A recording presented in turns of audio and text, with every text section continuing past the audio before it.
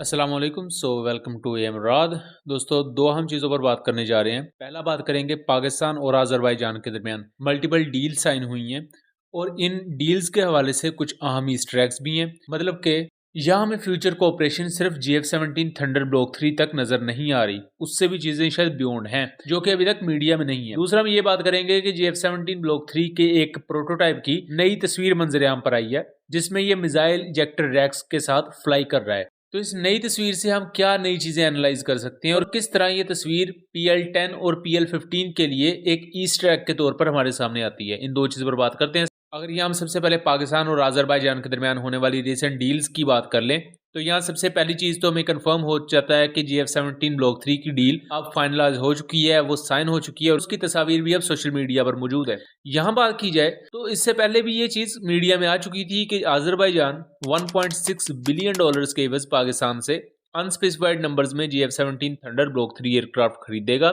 जिससे वो अपने पुराने फाइटर एयरक्राफ्ट को रिप्लेस करेंगे। बट उसकी कोई तस्वीर मौजूद नहीं थी कि जो डील साइन की गई है। जैसा कि हम देखते हैं कि जब डील साइन की जाती है तो दोनों कंट्रीज के रिप्रेजेंटेटिव्स वहां बैठ के एक सर्टेन डील को साइन करते हैं और उसका एक फोटो शूट होता है।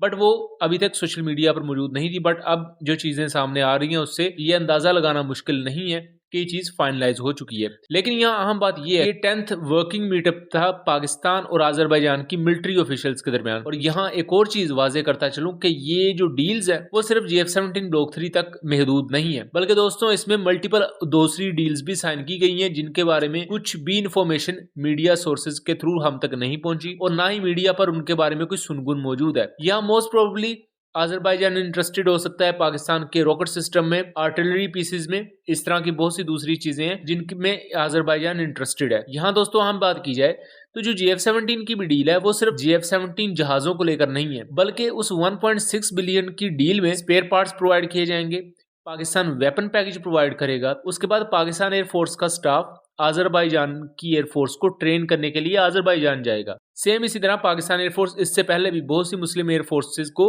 ट्रेनिंग देती रही है और अभी तक पाकिस्तान एयरफोर्स के पर्सनल ये काम करते हैं। इसी तरह इसकी एक अहम वाज़ेह मिसाल अज़रबैजान और पाकिस्तान का मुश्तरका इत्तेहादी तुर्किया भी है। तुर्किया की एयरफोर्स को कम्प्लीटली रीस्ट्रक्चर किया था पाकिस्तान एयरफोर्स के पायलट्स ने और इसे खुद तुर्किया के जराये भी कंफर्म करते हैं। अगर इन फ्यूचर इस पूरी की पूरी डेवलपमेंट को देखें तो ये देखना काफी दिलचस्प होगा कि किस तरह पाकिस्तान एयरफोर्स अपने पूरी की पूरी एक आउटलाइन बनाती है अज़रबैजान को लेकर, क्योंकि तुर्की जिस किस्म के प्रॉब्लम्स को फेस कर रहा था, अगर उस तनाजुर में देखा जाए तो अज़रबैजान की जो प्रॉब्लम्स है अज़रबैजानी एयरफोर्स की वो बिल्कुल डिफरेंट है।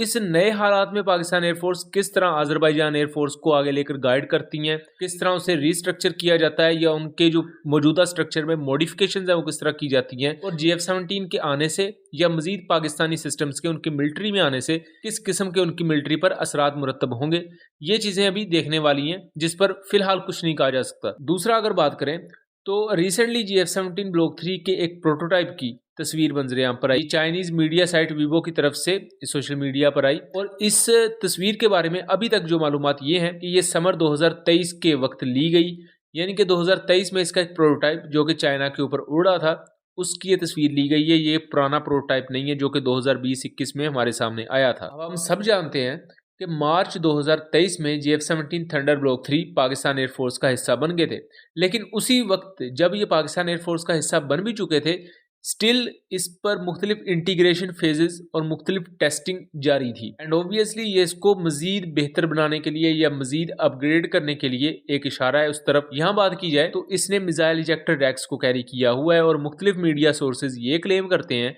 कि ये तस्वीर बुनियादी तौर पर PL-10 और PL-15 की इंटीग्रेशन, ये एयरक्राफ्ट को फ्लाई किया गया और उस दौरान जो ये तस्वीर आई ये उस वक्त ली गई और अब ये सोशल मीडिया पर मंजरेआम पर आई। यहाँ काबिल गौर बात यह भी है कि अगर विंग टिप्स को देखा जाए तो इस नए GF-17 ब्लॉक 3 की विंग टिप्स आपको GF-17 ब्लॉक 1 और ब्लॉक 2 की निस्बत थोड़ी सी लंबी नजर आएंगी और बैकवर्ड साइड पर आपको इनकी लेंथ थोड़ी सी लंबी नजर आएगी, जबकि GF-17 ब्लॉक 1 और ब्लॉक 2 में लेंथ इतनी ज्यादा नहीं थी।